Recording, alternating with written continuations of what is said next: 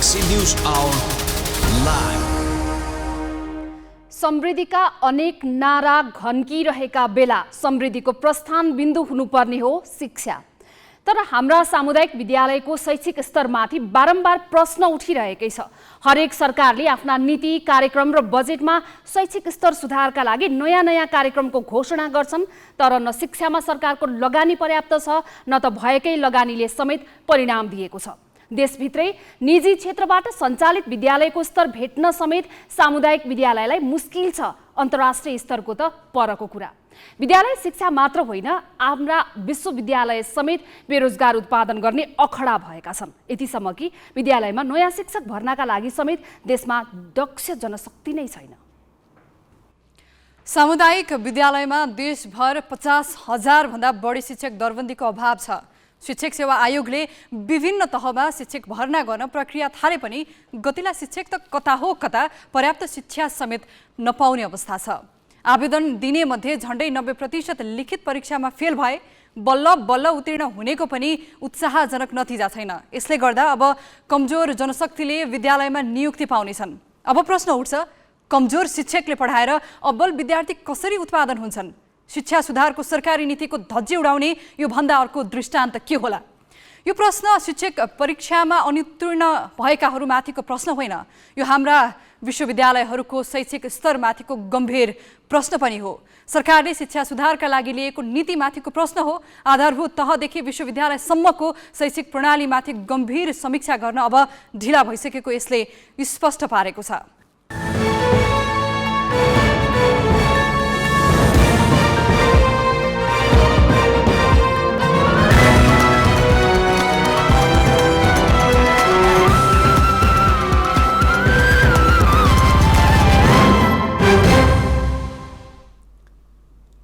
नमस्कार, यो हो गैलेक्सी न्यूज आवर। अब हेडलाइन्स।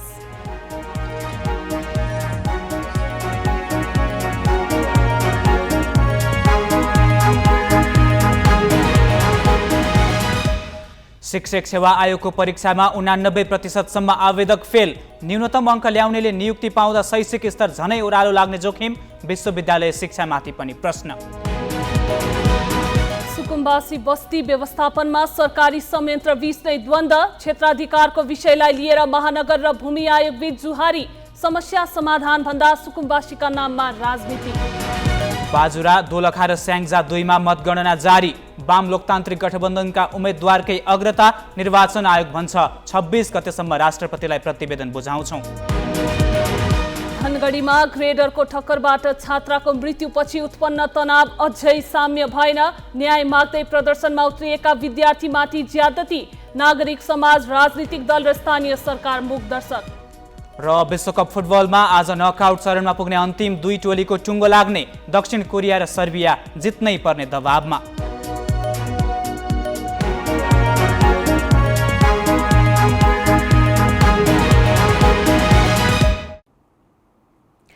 विद्यालय शिक्षामा सरकारले अहिले वार्षिक 1.5 खर्ब रुपैयाँ भन्दा बढी खर्च गर्छ। 1.5 लाख भन्दा बढी शिक्षकले सरकारी ढुकुटीबाट तलब खान्छन्। तर सार्वजनिक शिक्षाको स्तर भने सुध्रन सकेको छैन, बरु विद्यार्थीको सिकाइ स्तर कमजोर बनिरहेको छ। एसईई परीक्षा दिने आधा भन्दा बढी विद्यार्थीले 11 कक्षा पढ्न आवश्यक अङ्क ल्याउने गरेका छैनन्। खराब शैक्षिक स्तरको एउटा मुख्य कारण शिक्षक हुन्। उत्कृष्ट अङ्क ल्याउने विद्यार्थीले शिक्षा विषय नै नपढ्ने र पढेका मध्ये पनि न्यूनतम अङ्क ल्याउनेहरू नै शिक्षकमा भर्ती हुने गरेकाले सार्वजनिक शिक्षा कमजोर बनेको शिक्षक सेवा आयोगले अहिले सार्वजनिक गरिरहेको नतिजाले नै देखाएको छ। खुल्ला प्रतिस्पर्धामा धेरै अङ्क ल्याउनेहरू मात्र सफल हुनुपर्नेमा आयोगले सञ्चालन गरेको लिखित परीक्षामा न्यूनतम अङ्क ल्याउनेहरूकै नाम निस्किएपछि शैक्षिक स्तर झनै कमजोर हुने जोखिम बढेको छ। आयोगले सार्वजनिक विद्यालयमा शिक्षकको स्थायी नियुक्तिका लागि 2078 मङ्सिर अन्तिमदेखि पुस दोस्रो सातासम्म विज्ञापन खुलायो। माध्यमिक तहमा 1547, आधारभूत तहमा 2598 र प्राथमिक तहमा 13,093 शिक्षकका लागि गरिएको विज्ञापनमा 2.5 लाख भन्दा बढीले आवेदन भरे। आयोगले आवेदन भरेकाहरूसँग चैतमा प्रारम्भिक परीक्षा लियो। त्यसमा न्यूनतम 50% अङ्क ल्याउनेले असारमा लिखित परीक्षा दिए। तर लिखित परीक्षामा मागेको संख्यामै पास हुन सकेका छैनन्। आयोगले अहिले धमाधम आधारभूत तहको नतिजा निकालिरहेको छ। मङ्सिर 15मा प्रकाशित नतिजा अनुसार मध्य प्रदेशमा अङ्ग्रेजी विषयमा माग संख्या अनुसार पास नै भएनन्। मधेसमा 45 जना अङ्ग्रेजी शिक्षक मागिएकामा प्रारम्भिक परीक्षा पार गरेर 280 जनाले लिखित परीक्षा दिएका थिए। तर 31 जनाले मात्र न्यूनतम 40 अङ्क ल्याउन सके। खुल्ला विज्ञापनमा धेरै अङ्क ल्याउने बीच प्रतिस्पर्धा हुनुपर्नेमा 89% फेल भएकाले न्यूनतम अङ्क ल्याएकाहरू सबैले शिक्षकको नियुक्ति पाउने निश्चित भएको छ। शिक्षाको क्षेत्रमा विद्यार्थी नै कमजोर विद्यार्थी त्यहाँ प्रवेश गर्छन्। उनीहरूले राम्ररी उनीहरूलाई अध्यापन गराउँदैनन्। कमजोरै विद्यार्थी त्यहाँबाट पास आउट भएर निक्लिन्छ। त्यही कमजोर विद्यार्थी गएर शिक्षक सेवामा फाइट गर्छ अनि ऊ फेल हुन्छ। यसको अर्थ हो हाम्रो प्रणाली युनिभर्सिटीदेखिकै प्रणालीमा कमजोरी छ। यसभन्दा अगाडि पनि शिक्षाशास्त्र पढेकै व्यक्तिहरू शिक्षक हुने गर्थे र पनि हामीले गुणस्तरीय शिक्षा भन्यौँ। तर गुणस्तरीय शिक्षाका लागि त गुणस्तरयुक्त शिक्षक आपूर्ति गर्नु पर्यो नि। माध्यमिक तहमा मागेको संख्यामा पास नभएकाले फेरि विज्ञापन गर्नुपर्ने भएको छ। असोजमा सार्वजनिक गरिएको नतिजा अनुसार माध्यमिक तहमा नेपाली विषयमा समेत माग गरिएको संख्यामा पास हुन नसकेका हुन्। शिक्षकको काम विद्यार्थीलाई सकेसम्म 100% ल्याउने गरी सिकाउनु हो। तर बल्ल बल्ल 40 अङ्क ल्याएर सेवा प्रवेश गर्नेले विद्यार्थीलाई के सिकाउलान्? हाम्रो त खरा 3 वर्ष पढ्यो, चौथो वर्षको अन्तिममा हैन 45 दिनको 60 दिनको अभ्यास शिक्षण गर्यो अनि त्यसपछि गयो सकियो हैन। त्यसले चाहिँ विद्यार्थीहरूलाई जुन ज्ञान सिप अवधारणा सहितको बाहिर ग्रेजुएट भएर दीक्षित भएर निस्किनु पर्थ्यो त्यसरी निस्किन सकेन। पहिलो कुरा चाहिँ त्यही लिएर समस्या भयो। दोस्रो कुरा अहिले हाम्रो विद्यार्थीहरूलाई हामीले अन्डर ग्रेजुएटमा जे सिकाइराखेका छौँ नि विश्वविद्यालयमा समस्या त्यसमै छ भन्ने लाग्छ मलाई चाहिँ हैन। त्यो निमावि तहको गणित र विज्ञानको परीक्षामा सामेल हुँदाखेरि 15% पास भइराखेका छन् भने अब हामीले कस्तो शिक्षा दिएका छौँ भन्ने कुरा चाहिँ एकदमै भयावह स्थिति देखिन्छ। साथै माग गरेको संख्यामा पास हुन नसकेको तथ्याङ्कले हाम्रो उच्च शिक्षाको स्तरमाथि नै प्रश्न उठेको छ। आयोगको परीक्षाफल उच्च शिक्षाको स्तर ओह्रालो लागेको गतिलो उदाहरण हो। हाम्रा विश्वविद्यालयले शिक्षक हुन चाहने विद्यार्थीलाई गतिलो शिक्षा दिएका हुन्थे भने आयोगले उत्कृष्टहरूको साटो बल्ल बल्ल अङ्क ल्याउनेहरूलाई शिक्षकमा नियुक्तिको सिफारिस गर्नुपर्ने अवस्था आउने थिएन। विद्यालय शिक्षामा सरकारले अहिले वार्षिक 1.5 खर्ब रुपैयाँ भन्दा बढी लगानी गर्छ। तर यसैमा आधा विद्यार्थी पनि सफल हुने गरेका छैनन्। असफल हुने अधिकांश विद्यार्थी सार्वजनिक विद्यालयका हुन्। यस वर्ष सबैभन्दा बढी अर्थात् 3.6 देखि 4 GPA ल्याउने नै 9633 जनाको सूचीमा सार्वजनिक विद्यालयका विद्यार्थीको संख्या नगन्य छ। यो पृष्ठभूमिमा शिक्षकमा उम्दा युवालाई आकर्षित गर्नुपर्नेमा कमजोरीहरू छानिएकाले सार्वजनिक शिक्षाको स्तर झनै ओह्रालो लागेर जाने संकेत आयोगको नतिजाले गरेको छ। क्यामेरामा जय तामाङका साथ प्रज्ञा तिमल सिन्हा, ग्यालेक्सी 4K, काठमाडौँ। देशमा रोजगारीका पर्याप्त अवसर छैनन्, जसका कारण सरकारी निकायमा कर्मचारीका लागि विज्ञापन आह्वान गर्दा ठेकी नसक्नु आवेदन पर्छ। शिक्षकका लागि खुलाइएको विज्ञापनमा पनि 2.5 लाख आवेदन पर्यो।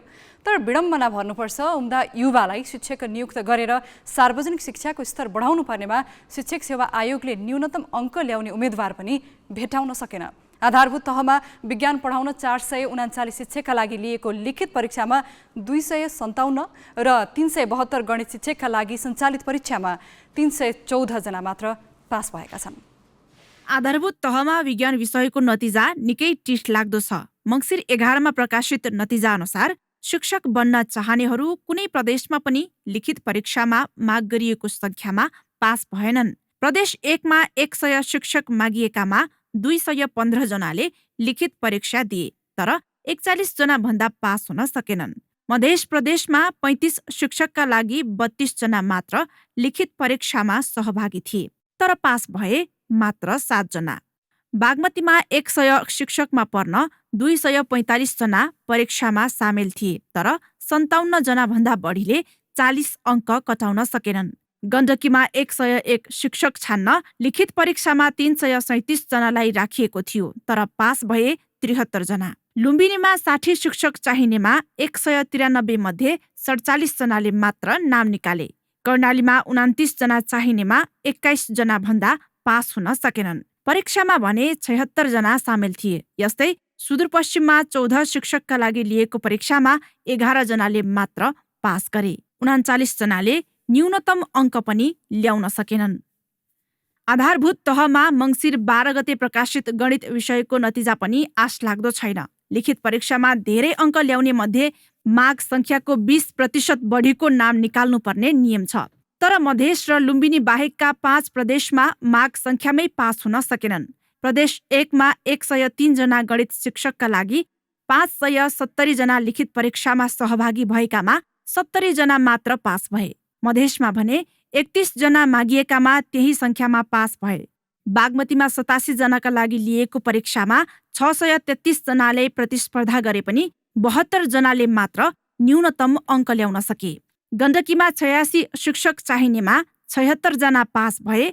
लुम्बिनीमा भने प्रतिस्पर्धा भयो। त्यहाँ 35 शिक्षक चाहिनेमा 40 जनाले नाम निकालेका छन्। कर्णालीमा 15 जना चाहिनेमा 12 र सुदूरपश्चिममा 15 जना मागिएकामा 13 जना लिखित परीक्षामा सफल भएका छन्। यसै विषयमा हामीले शिक्षाविद प्रमोद भट्टलाई न्यूनतम अङ्क ल्याउनेहरू शिक्षकका लागि छानबिनले के सङ्केत गर्छ भनेर सोधेका छौँ। हामीले सबभन्दा कम लगानीमा खोल्न सकिने कुन चाहिँ कलेज हो भने एजुकेसन कलेज हो हैन। जस्तै तपाईँको साइन्स कलेजहरू खोल्नको लागि चाहिँ अब कम्तीमा केही ल्याबहरू त्यस्तो इक्विपमेन्टहरू गर्नु पर्यो हैन। त्यसको लागि अलिकति बढी खर्च लाग्छ। तर एजुकेसन पढाउनको लागि तपाईँलाई केही पनि चाहिएन हैन।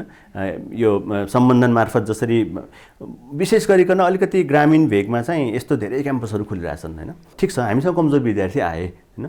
तर त्यो कमजोर विद्यार्थी आयो भने अब यिनीहरूलाई चाहिँ के गरेर यिनीहरूलाई चाहिँ त्यो एउटा मिनिमम लेभल अफ नलेज हैन, मिनिमम लेभल अफ स्किल्स र मिनिमम लेभल अफ एक्सपर्टिज जुन दिनुपर्ने हो त्यो चाहिँ हामीले कसरी दिन सकिन्छ भनेर कलेज लेभलमा पनि त्यस्तो होमवर्क केही पनि भएन क्या हैन। त्यहाँ पनि के हो भन्दाखेरि अब विद्यार्थीहरू अहिले तपाईँ भनौँ न किर्तिपुर जहाँ म पढाउँछु पनि हैन, त्यहाँ तपाईँ अब अहिले ग्राउन्डमा हेर्नुभयो भने त्यो गेस्ट पेपर हैन, त्यो आजभोलि त के त्यो ट्याब्लेट पनि भन्छ क्यार हैन। अब त्यस्तो पढेर बसिरहेको हुन्छन् हैन। अचम्मको त्यो एक्टिभिटीहरू देखिन्छ क्या। सो यसले गर्दाखेरि के छ भन्दाखेरि यो बेसिकली युनिभर्सिटीले पनि जुन किसिमको नलेजमा कन्टेन्ट नलेजमै कमजोर भएर हो नि त हैन। त्यो जुन किसिमको नलेजको भ्यालु एड गर्न सक्नुपर्ने त्यो सकिरहेको छैन। अब फेरि अर्को कुरा के छ भन्दाखेरि शिक्षक सेवा आयोगले लिने परीक्षा पनि त्यस्तो गाह्रो परीक्षा होइन हैन। किनभने उसले 50% क्रस भयो भने पास भन्छ। एक किसिमले कमजोर विद्यार्थीहरू तलदेखि नै कमजोर विद्यार्थीहरू माथिसम्म कमजोर छन्। अनि त्यो कमजोर विद्यार्थीहरू फेरि शिक्षक हुन्छन्। अनि तिनीहरूले पढाउँदाखेरि फेरि त्यो साइकल जुन यो हरेक तहमा कमजोर प्रदर्शन गर्ने हैन, लो अचिभमेन्टको साइकल त त्यो त कन्टिन्यू नै भइरहन्छ है। र अब यसलाई ब्रेक गर्नको लागि आई थिङ्क भनौँ न एक किसिमले यो अहिले हामीले जसरी शिक्षक उत्पादन गरिरहेछौँ र त्यो शिक्षकहरूलाई जसरी यो लाइसेन्स प्रक्रियामा लाने र यो परीक्षा प्रक्रियामा लाने जुन यो होल प्रणाली छ, यो सबै प्रणालीलाई पुनरावलोकन गर्नुपर्छ। बलियो जनशक्ति उत्पादनका लागि व्यावहारिक शिक्षा प्रणाली र अब्बल शिक्षक आवश्यक पर्छ। तर नेपालको शिक्षा न व्यावहारिक छ न त शिक्षक नै बलिया छन्। नयाँ पदपूर्तिमा पनि गतिला शिक्षक छानिन नसक्नु दुर्भाग्यपूर्ण छ। अब केही न्युज संक्षेपमा। स्याङ्जा 2 मा नेपाली काङ्ग्रेसका उम्मेद्वार धनराज गुरुङले अग्रता कायम राखेका छन्। एमाले उम्मेद्वार पद्मा आर्याले मतान्तर घटाएकी छिन्। पछिल्लो परिणाम अनुसार काङ्ग्रेस उपसभापति गुरुङले 17,221 मत पाउँदा एमाले सचिव आर्यालले 15,908 मत ल्याएकी छिन्।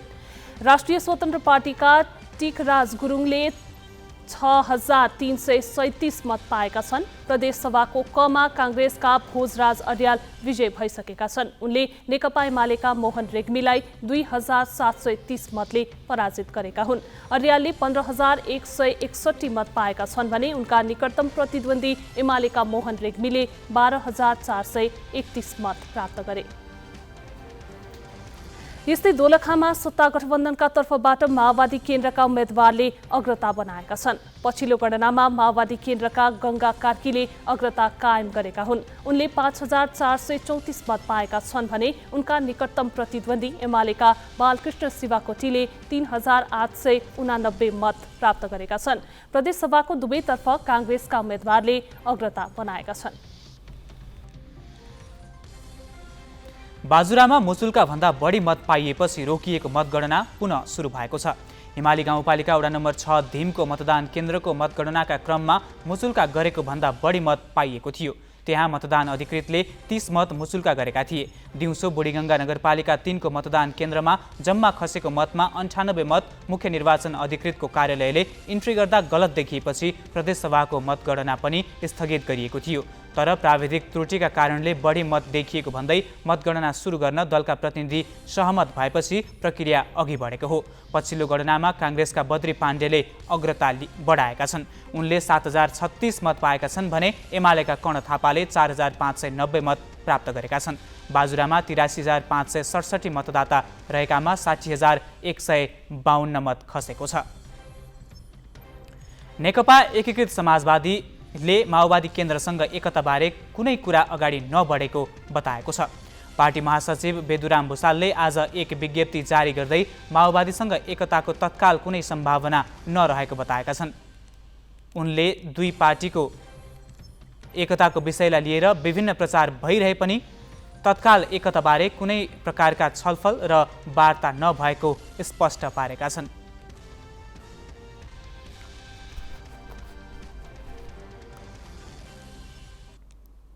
यसपटक प्रत्यक्षको टिकट हत्याएर धेरै व्यवसायी संसदमा पुगेका छन्। यस सम्बन्धी प्रसङ्ग क्रान्ति शिखाबाट।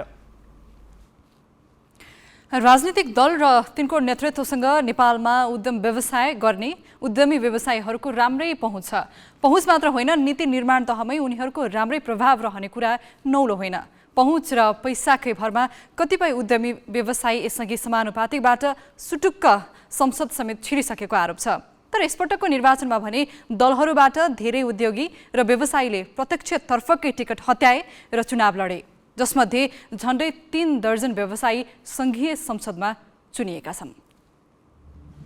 प्रतिनिधि तथा प्रदेश सभाको निर्वाचनको अन्तिम नतिजा आउने क्रममा छ। चुनावी परिणाम आएसँगै अबको संसदमा राजनीतिज्ञ मात्रै होइन, विभिन्न व्यवसाय गरिरहेका व्यापारी समेत देखा पर्ने भएका छन्। यसपटक प्रत्यक्ष चुनाव लडेर जनताबाट अनुमोदित भएका चर्चित व्यवसायीहरू हुन् विनोद चौधरी।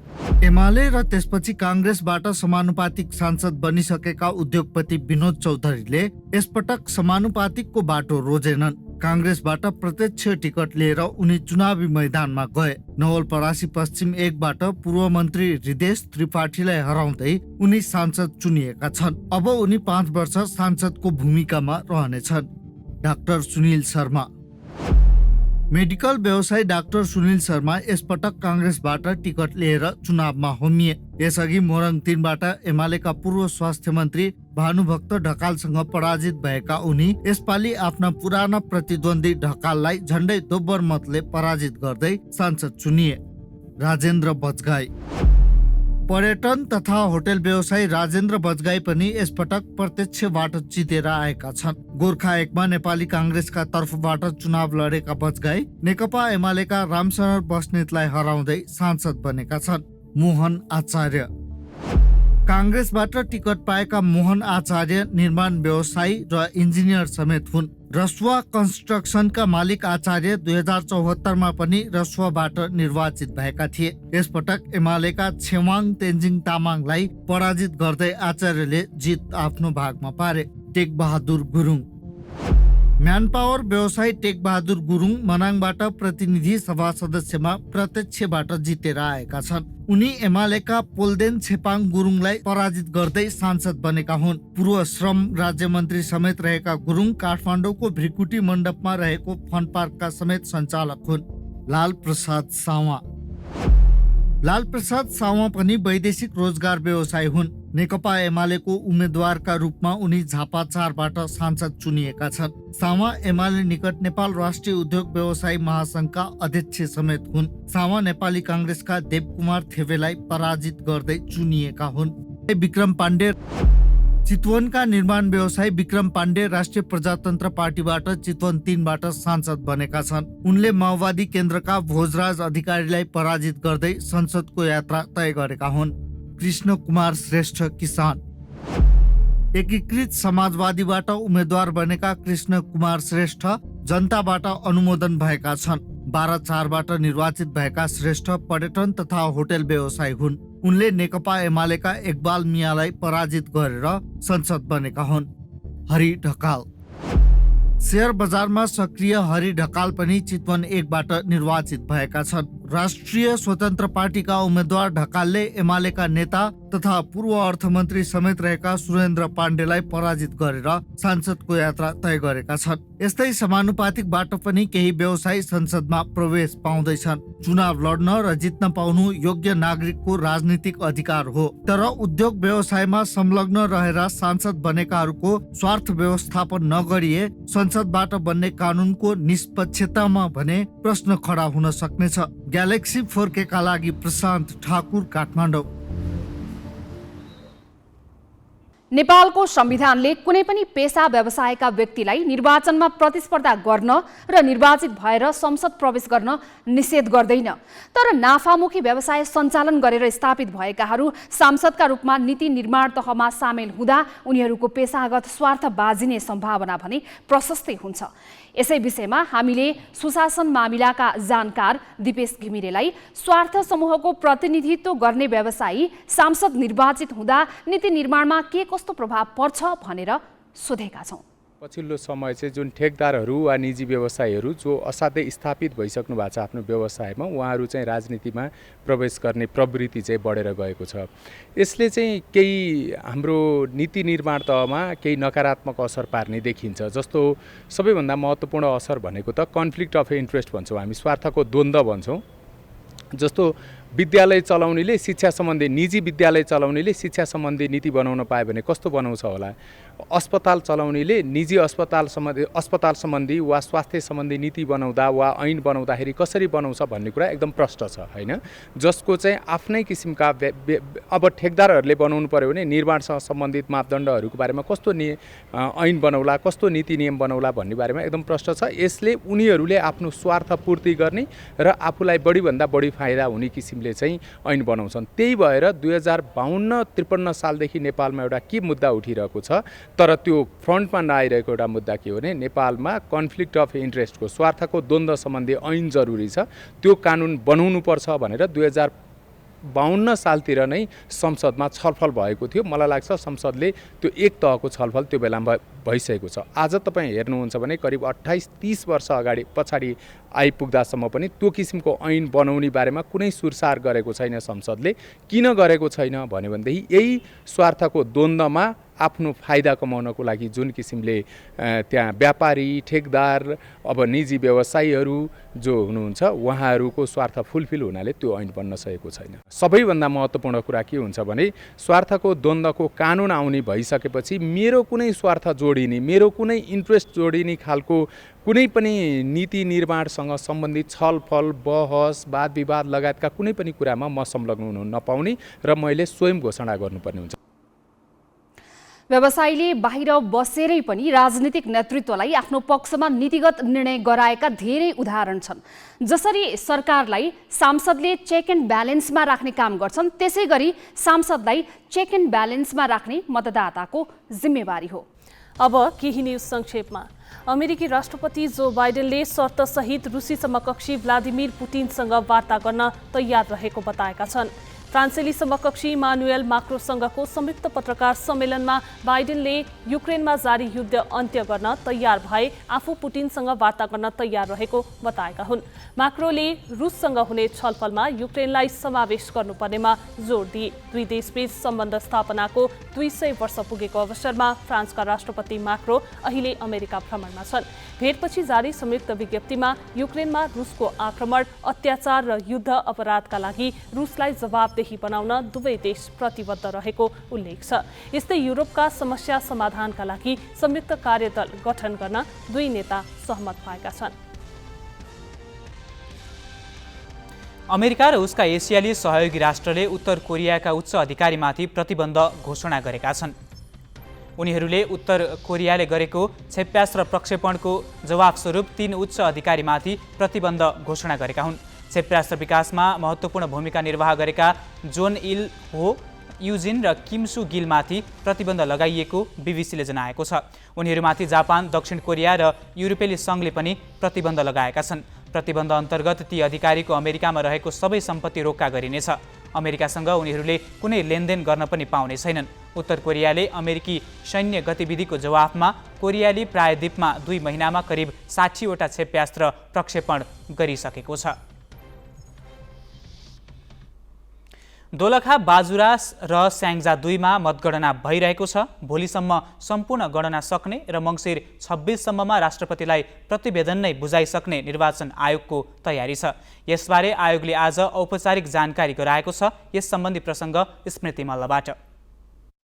निर्वाचन आयोगले प्रतिनिधि सभा र प्रदेश सभाको निर्वाचन देशैभर एकै चरणमा मङ्सिर 4 गते गर्यो। बाजुरामा 2 जनाको ज्यान गए बाहेक निर्वाचन शान्तिपूर्ण रूपमा नै भयो। आयोग मङ्सिर 19 सम्म गणना सकेर 22 गतेसम्म राजनीतिक दलहरूलाई समानुपातिकतर्फ निर्वाचित हुने उम्मेदवारको नाम छान्न पत्र पठाउने तयारीमा छ। 26 गतेसम्म निर्वाचन सम्बन्धी प्रतिवेदन राष्ट्रपतिलाई बुझाउने आयोगको तयारी छ। प्रमुख निर्वाचन आयुक्त दिनेश थपलियाले आयोगले चुनावमा अपेक्षित सहयोग पाउन नसकेको बताएका छन्। जिल्ला निर्वाचन कार्यालय काठमाडौँले आज गरेको कार्यक्रममा प्रमुख निर्वाचन आयुक्त थपलियाले खास गरी गणनालाई लिएर दुखेसो र पीडाका पोका रहेको र त्यो आफ्नो अवकाशपछि असरल हुने बताएका छन्। उनले अहिलेको निर्वाचन कानुन संशोधन गर्नुपर्नेमा जोड दिँदै समावेशिताको सवालमा मुख्य दलहरू मञ्चमा भाषण गरे जस्तो व्यवहारिक नरहेको निष्कर्ष सुनाएका छन्। कुनै दुखेसो छैन, तर अन्यत्रको हकमा केही दुखेसा हामीसँग पनि छन्, केही पीडाका पोकाहरू हामीसँग पनि छन्। त्यो अहिले सबै फुकाइरहन मिल्दैन। त्यसलाई समय आउला तपाईँले क्रमशः फुक्दै गरेको कुरा अलिक पछि पाउनुहुन्छ। असरलै भएर पोखिएको चाहिँ म रिटायर भएपछि मात्रै पाउनुहुन्छ, अहिले पाउनुहुन्न।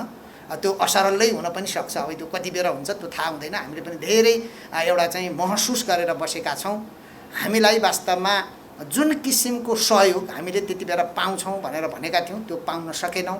मतगणनामा समेत, किन मतगणना भनेको त जनताको अभिमत बाकसभित्र छ, गनेर भनिदेऊ भनेको त हो, त्यत्तिकै छ, त्यो ठुलो कुरै छैन। तैपनि त्यसमा समेत जुन किसिमको एकदमै सचेतना देखिएको छ, जुन किसिमको जागरुकता देखिएको छ, यसले पनि एउटा उच्च राजनीतिक संस्कारकै प्रतिनिधित्व गर्छ होला भन्ने अनुमानको आधारमा त्यही हामीले चाहिँ ठानेका छौँ। काठमाडौँ उपत्यकाका नदी सफाई र शुद्धिकरणका लागि भनेर 18 अर्ब रुपैयाँ खर्च भयो, तर अपेक्षित प्रगति हुन सकेको छैन। उपत्यकाका नदी किनाराको सौन्दर्यीकरणमा सफलता हात पार्न नसक्नुका पछाडि अधिकार सम्पन्न बागमती सभ्यता एकीकृत विकास समितिको अकर्मण्यता मात्र जिम्मेवार छैन, नदी तटमा बस्दै आएका अव्यवस्थित बसोबासी पनि जिम्मेवार छन्। जोखिमपूर्ण बसोबास गरिरहेका उनीहरूको व्यवस्थापन गर्न नखोजिएको होइन। 2069मा अव्यवस्थित बसोबासीलाई उपत्यका विकास प्राधिकरणले हटाउन खोज्दा समस्या सिर्जना भयो। त्यति बेला 258 घर टहरा भत्काइएको थियो। अहिले फेरि बस्ती हटाउन खोज्दा सरकारी आयोग नै विरोधमा देखिएको छ। काठमाडौँ महानगरपालिकाले मंगलबार थापाथली स्थित नदी किनाराका बस्ती हटाउन खोज्दा भएको झडपमा 40 नगर प्रहरी घाइते हुन पुगे। उपत्यका विकास प्राधिकरण, महानगरपालिका र अधिकार सम्पन्न बागमती सभ्यता एकीकृत विकास समितिले नदी किनारा खाली गराएर सौन्दर्यीकरण गराउन खोज्दा सरकारी निकाय नै विरोधमा उत्रिएको छ। अव्यवस्थित बसोबासीको व्यवस्थापनमा राज्यका निकायको मत कसरी बाजिएको छ भनेर बुझ्न हेरौं सूचना मार्फत गरिएको जुहारी। महानगरले बल प्रयोग गर्न खोजे लगत्तै उपत्यका विकास प्राधिकरणले शुक्रबार सार्वजनिक सूचना निकालेर काठमाडौँ, ललितपुर र भक्तपुरभित्र सरकारी प्रति ऐलानी र खोलाको मापदण्डभित्र बनाएका संरचना टहरा हटाउन भन्यो। नहटाए आफै हटाउने र त्यसको भरपाई संस्था व्यक्तिबाट गराउने प्राधिकरणको भनाइ बाहिरिएपछि राष्ट्रिय भूमि आयोगले प्रतिवाद गर्यो। आयोगले पनि सूचना नै निकालेर भूमिहीन दलित सुकुम्बासी र अव्यवस्थित बसोबासी व्यवस्थापनको कार्य गरिरहेको भन्दै आफ्नो क्षेत्राधिकार सम्झाउन खोज्यो।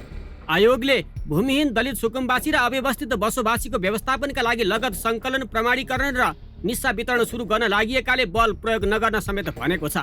प्रमाणीकरणबाट बल्ल को सुकुम्बासी हो, को होइन, कसलाई जग्गा दिनुपर्ने हो, कसलाई होइन, कसलाई बसेकै ठाउँमा जग्गा दिन मिल्छ, कसलाई अन्त सार्नुपर्छ वा कसलाई चाहिँ कहीँ पनि दिनु पर्दैन, त्यो आउँछ। त्यो कामहरू अगाडि बढाउन जरुरी छ। काठमाडौँ महानगरपालिकाले यही ढङ्गले काम अगाडि बढाउनेछ भन्नेमा हामी विश्वस्त छौँ। राष्ट्रिय भूमि आयोग काठमाडौँ महानगरपालिकालाई यो कामहरू गर्नका लागि सहकार्य गर्न, सहयोग गर्न, समन्वय गर्न जहिले पनि तयार छौँ। तर महानगरपालिकाले आयोगको भूमिकालाई नै शङ्कास्पद रूपमा लिएको छ।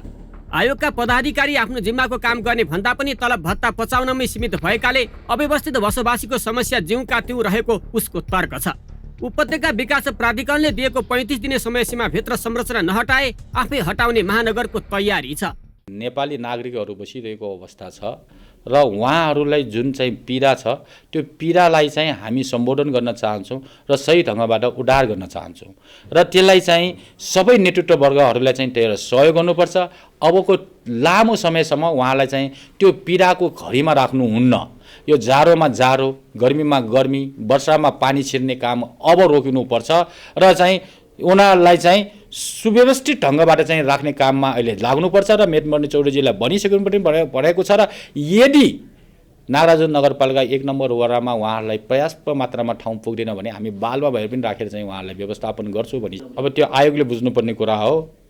अब आयोगले धेरै समयसम्म समय सीमा लिएर आफ्नो आयु बढाउनुहुन्न। सुविधा र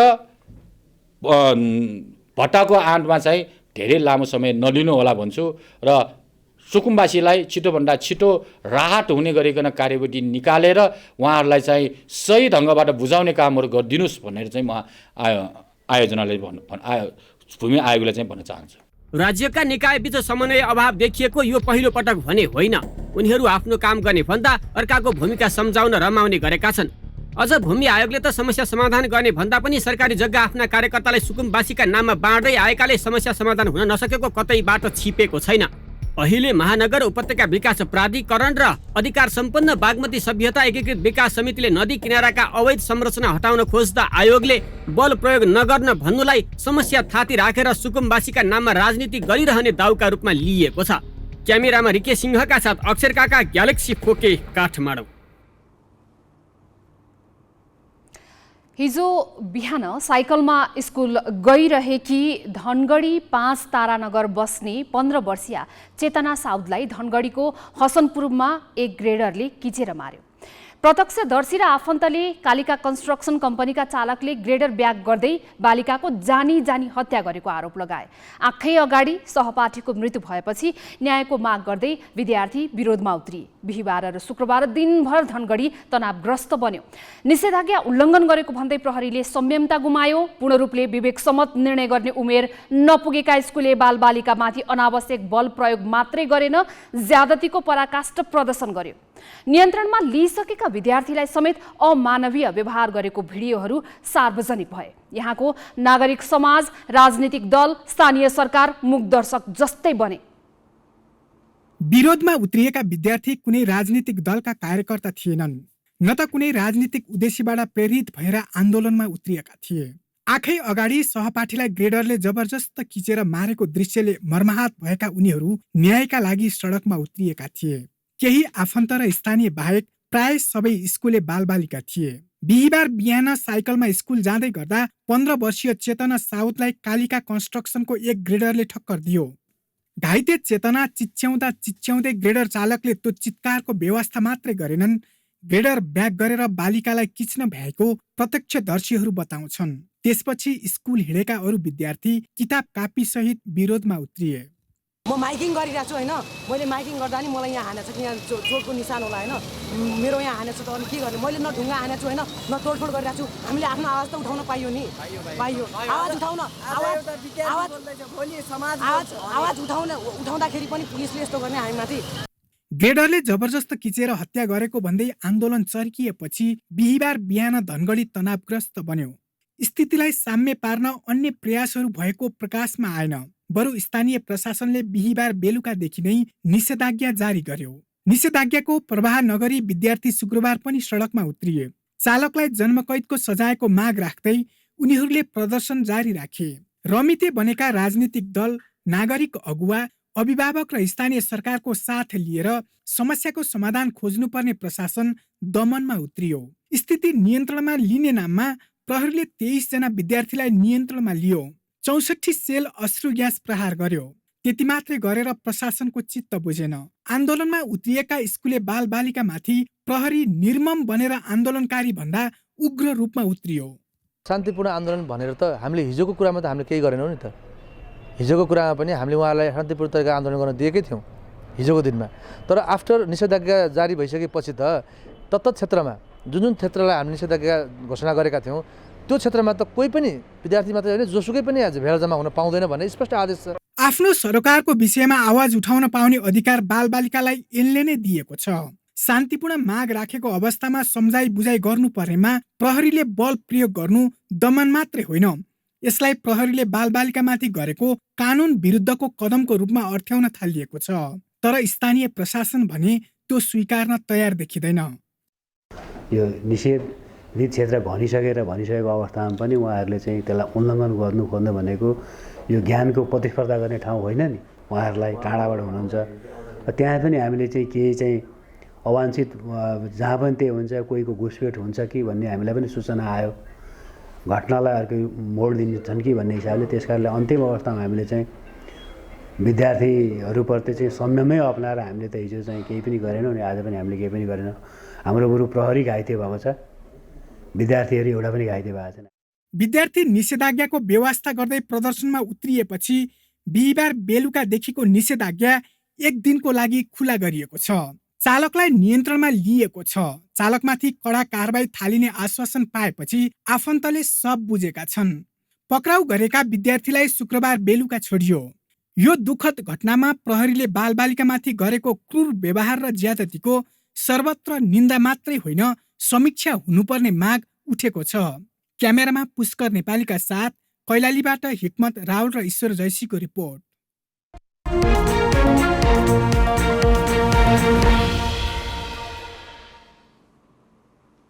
अटोमोबाइल व्यवसायीले सवारी साधन आयातमा लगाइएको प्रतिबन्ध नहटाएको विरोधमा सरकार र राष्ट्र बैंकलाई दबाब दिन आन्दोलनमा उत्रिने घोषणा गरेका छन्। आयातमा प्रतिबन्धले व्यवसाय नै धराशायी हुने अवस्थामा पुगेको भनी नाडा अटोमोबाइल एसोसिएसनले आज पत्रकार सम्मेलन गरी आन्दोलनका कार्यक्रमका घोषणा गरेको हो। नाडाले प्रतिबन्ध फुकुवाका साथै ब्याज दर नियन्त्रण, 100% नगद मार्जिन राख्नुपर्ने व्यवस्था खारेजी, मौद्रिक नीतिमा परिमार्जन लगायत माग राखेको छ। व्यवसायीले आफ्ना गाडीमा नारा टाँस्नेदेखि सोरुममा ब्यानर राख्ने र मङ्सिर 22 गते माइती घरमा धरना दिने लगायत कार्यक्रम तय गरेको नाडाका अध्यक्ष ध्रुव थापाले बताए। वैशाखदेखि पेट्रोलबाट चल्ने निजी सवारी साधनको आयातमा पूर्ण प्रतिबन्ध छ भने 2 पाङ्ग्रेतर्फ 150 सीसी भन्दा माथिका मोटरसाइकल ल्याउन दिएको छैन। आयात गर्न पाउने गाडीमा राष्ट्र बैंकले 100% मार्जिनको व्यवस्था कायमै राखेको छ। सहकारी क्षेत्रमा देखिएको समस्या समाधानको पहल गर्न राष्ट्रिय सहकारी महासंघले उपसमिति गठन गरेको छ। महासंघले राष्ट्रिय सहकारी बैंकका अध्यक्ष केबी उप्रेतीको संयोजकत्वमा उपसमिति गठन गरेको हो। उपसमितिमा महासंघका सञ्चालकद्वय डीवी बस्नेत र राजेन्द्र पौडेलका साथै नेप्सुकुन नेपाल बहुउद्देश्यीय केन्द्रीय सहकारी सङ्घ र बागमती प्रदेश सहकारी सङ्घका प्रतिनिधि सदस्य छन्। सहकारी ऐनमा भनिए जस्तो कर्जा सूचना केन्द्र, कर्जा असुली न्यायाधिकरण र निक्षेप तथा बचत सुरक्षा कोषको व्यवस्था समयभित्र कार्यान्वयन गर्न सरकार चुकेकाले सहकारीमा चुनौती थपिएको महासंघले बताएको छ। उपसमितिले समस्या उन्मुख संस्थाहरूको स्थलगत अध्ययन विश्लेषण सहित समन्वय गर्नेछ।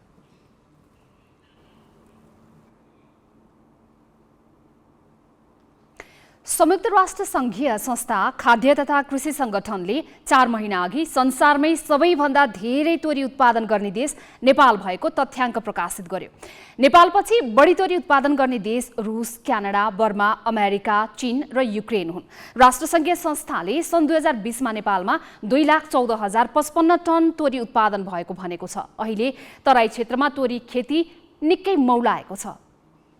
नेपालमा कहिल्यै चर्चा नहुने पूर्वी युरोपको युक्रेनमा रुसले सैन्य हमला गरेपछि संसारभर गहुँ र खाने तेलको भाउ 81 चुलिन पुग्यो।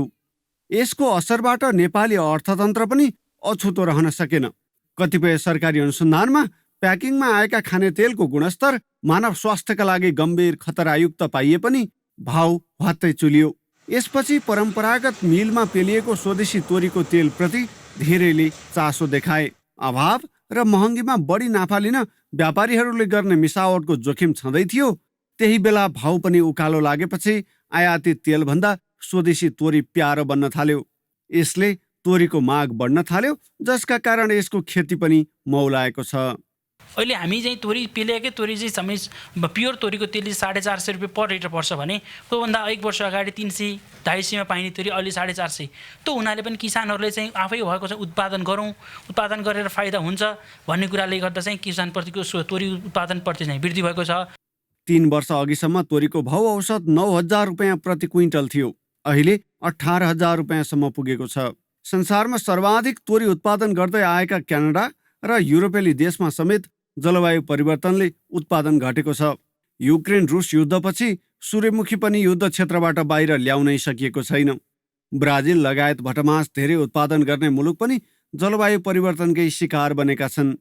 इन्डोनेसियाले पाम तेलको निर्यातमा कडाई गरेपछि संसारभर खाने तेलको आपूर्ति घट्दा नेपाली बजारमा तोरीको भाउ दोब्बर हुन पुगेको हो। यसको लाभ किसानले लिन पाएका छन्। सबैभन्दा तोरी खेतीमै फाइदा हुन्छ हैन। अनि अब अलिकति मलहरू चाहिँ राम्रो पाइँदैन के, त्यो भएर अलिक घाटा लाग्छ हामीलाई। मल राम्रो पाइँदैन, अब लाई लाग्छ, दबाई राम्रो पाइँदैन, त्यसले अलिक घाटा लाग्छ। तर गहुँ खेती भन्दा हामीलाई तोरी खेतीले नै फाइदा हुन्छ। तोरी खेतीले फाइदा हुन्छ। अनि तोरी खेतीको बजार मूल्य चाहिँ के कतिको छ नि? हो 15-16 हजार हैन। अब उस्तै पनि अब अहिले यतिखेर चाहिँ 18,000 पुग्यो। हाम्रो परम्परागत खेतीमा तोरी सबैभन्दा सजिलो खेती हो। यो बहुउपयोगी पनि छ। तेल खान मात्रै होइन, पशुपालनका लागि पौष्टिक दाना पिना पनि यसैबाट आउँछ। कलिलैमा साग खान पनि मिल्ने र यो अर्को नगदे बाली मौरी पालनका लागि गजब राम्रो वस्तु हो। तोरीको फूलबाट मौरीले मह बनाउने भएकाले यसमा अरू अन्नबालीमा जस्तो धेरै विषादीको प्रयोग पनि हुँदैन। तोरी खेती गर्न धेरै सजिलो छ, कुनै दुःख छैन। उसलाई जोतेर छरिदिएपछि भयो, उसलाई खन्नु परे, उसलाई अब खन्नु परेन, उसलाई झार गर्नु परेन, केही गर्नु परेन। अब यसमा अब पानी अब समयमा भइदिएन भने पानी आउँदैन, हुँदैन। हेर्नुहोस्, यो उम्रिएपछि एकपटक पानी, अब यो फुल्ने बेला एकपटक पानी आउँछ भने अब हामीले भनेको हुन्छ। हेर्नुहोस्, पछिल्ला 2 दशकमा धेरै जसो पहाडी जिल्लामा जग्गा बाँझिने क्रम बढेसँगै तोरी खेती पनि घटेको छ। तर तराई क्षेत्रमा भने खेती बढेको छ। सन् 1960को दशकमा भारतीय महाद्वीपबाट तोरी क्यानाडा पुगेको थियो। त्यसपछि तोरीमा हुने करिब 47% इरुसिक एसिड नामक अम्लीय पदार्थलाई हटाएर पश्चिमाहरूले अनुवांशिक परिवर्तन गरे। यसरी तयार भएको तोरीकै अर्को प्रजातिलाई क्यानोला अर्थात् क्यानाडियन तेल भनेर नाम दिए। अहिले युरोप र अमेरिकी महाद्वीपमा यस्तै खाले तोरी फल्छ। नेपालले भने अनुवांशिक परिवर्तन गरिएको यस्तो तेल आयातमा आंशिक प्रतिबन्ध लगाएको छ। जिल्ला ब्युरोको साथमा विनय बन्जारा, ग्यालेक्सी फोके, काठमाडौँ।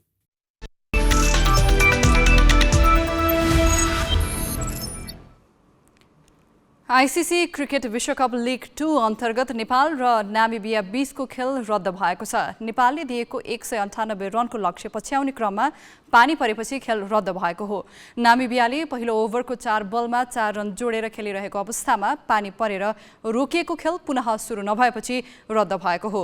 यससँगै दुवै टोलीले 1-1 अङ्क बाँडेका छन्। यसअघि नेपालले 49 ओभर 5 बलमा अल आउट हुँदै 197 रन जोडेको थियो। नेपालका लागि ज्ञानेन्द्र मल्लले अर्धशतकीय इनिङ खेले। उनले 94 बलको सामना गर्दा 7 चौका र 2 छक्का सहित 75 रन जोडेका थिए। यस्तै अर्जुन साउदले 18, आसिफ शेख 20 र आरिफ शेखले 23 रन जोडे। बलिङमा ताङ्गेनी लुङ्गामेनीले 3 र कार्ल व्रिकेनस्टोकले 2 विकेट लिए। अङ्क बाँडेसँगै नेपालको 21 खेलबाट 18 अङ्क पुगेको छ भने नामिबियाको 28 खेलबाट 33 अङ्क भएको छ। सुदूरपश्चिम प्रदेश अपराजित रहँदै 19 वर्ष मुनिको राष्ट्रिय क्रिकेट प्रतियोगिताको फाइनलमा प्रवेश गरेको छ।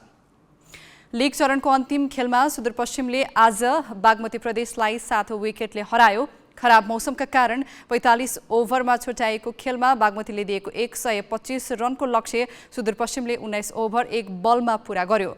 सुदूरपश्चिमको जितमा कप्तान अनुराग सिंहले अभिजित 39 रन बनाए। मिलन बोहराले 33, गजेन्द्र बोहराले 19 र दीपक बोहराले 17 रन बनाए। रोशन विकले 2 विकेट लिए। पहिले ब्याटिङ गरेको बागमतीले 28 ओभर 4 बलमा अल आउट हुँदै 124 रन बनाएको थियो। प्रतीक श्रेष्ठले 44, रोशन विकले अभिजित 36 र सक्षम बस्ताकोटेले 33 रन बनाए। 7 खेलाडी डकआउट भए। बागमतीलाई कम रनमा रोक्न आकाश चन्दले ह्याट्रिक सहित 4 विकेट लिए। यस्तै हेमन्त धामीले 3 र नरेन साउदले 2 विकेट लिए। अर्को खेलमा मध्य प्रदेशले गण्डकीलाई 5 विकेटले हरायो। फाइनल पुग्ने अर्को टोलीको टुङ्गो भोलि लुम्बिनी र मध्य प्रदेश बीचको खेलको नतिजाबाट लाग्नेछ। विश्वकप फुटबलमा आज समूह चरणका अन्तिम खेल हुँदैछन्। आज 2 राष्ट्र छनौट भएपछि अन्तिम 16 को समीकरण पूरा हुनेछ। 14 राष्ट्र यसअघि नै नकआउट चरणमा पुगिसकेका छन्। समूह एच अन्तर्गत दक्षिण कोरिया र पोर्चुगल तथा घाना र उरुग्वेले खेल्दैछन्। यो समूहबाट पोर्चुगल अघिल्लो चरण प्रवेश गरिसकेको छ। आज उरुग्वे, दक्षिण कोरिया र घाना मध्ये एउटा देशले अन्तिम 16 को यात्रा तय गर्नेछ। दक्षिण कोरिया सामु पोर्चुगललाई हराउनुको विकल्प छैन। पोर्चुगलसँग दक्षिण कोरिया हारे वा बराबरीको नतिजा आए घानालाई बराबरीले पनि नकआउट चरणमा पुर्याउनेछ। पूर्व विश्वविजेता उरुग्वेलाई भने जितको विकल्प छैन। घानासँग 3 र उरुग्वेसँग मात्र 1 अङ्क छ। यस्तै समूह जीमा क्यामेरुन र ब्राजिल तथा सर्बिया र स्विट्जरल्यान्ड आम्ने सामने हुँदैछन्। ब्राजिल नकआउट चरणमा पुगिसकेको छ। 1 अङ्क मात्र बनाएको क्यामेरुन ब्राजिललाई हराए अन्तिम 16 मा पुग्नेछ। बराबरी वा हारले क्यामेरुन समूह चरणबाटै बाहिरिनेछ। सर्बिया र स्विट्जरल्यान्ड पनि जितको खोजीमा हुनेछन्। ब्राजिलसँग क्यामेरुन हारे वा बराबरीमा रोके स्विट्जरल्यान्डलाई बराबरी पर्याप्त हुनेछ। सर्बियासँग भने जितको विकल्प छैन। स्विट्जरल्यान्डसँग 3 र सर्बियासँग 1 अङ्क छ। हामी ग्यालेक्सी न्यूज आवरको अन्त्यमा छौं। जाँदा जाँदै हेडलाइन्स।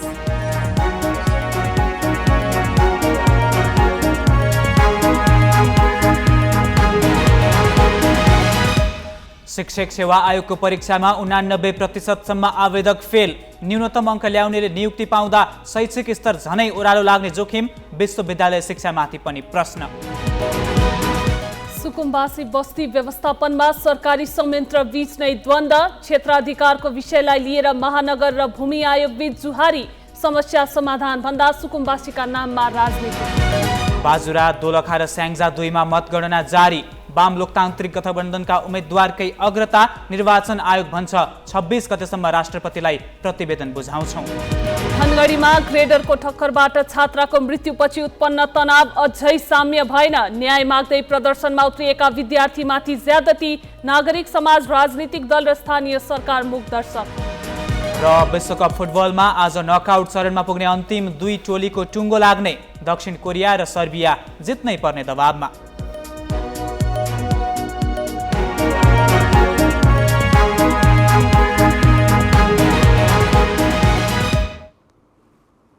आजलाई ग्यालेक्सी न्यूज आवर सकियो। नमस्ते।